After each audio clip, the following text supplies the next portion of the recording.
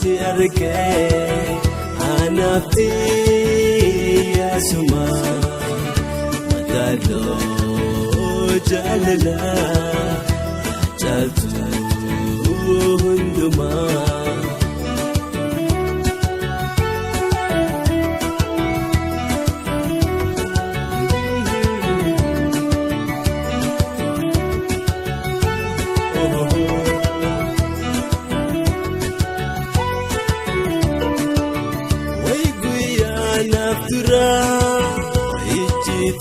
Sikerte koda kankotahu akawa murtoite karayon tolalte sirati nahafte anga sujalala onnenna hangafte kadima julma ya hire kanama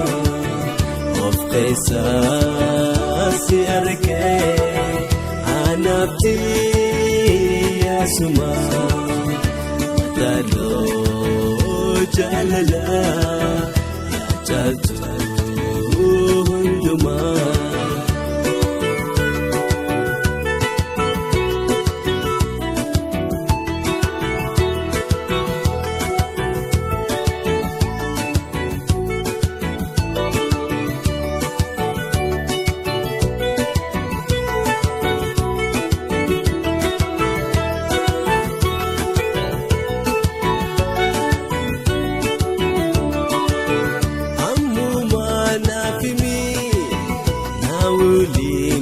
Amma tiyatan totahu ihese hayama yotulen hayamte nafulti toyate asiki namadu onnen sipanamte kadima julma yahire kanama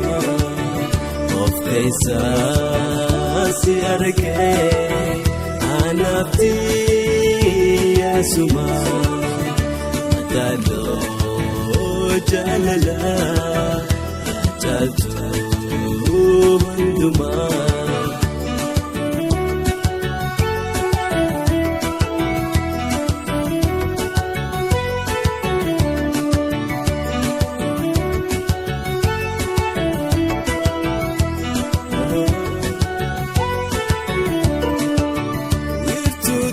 Mekama ikafete fili liplipi mi amma wajalalam fali firran hinda barsan dekhi hire bari ikanta utufte yatifte tiwari kadima julma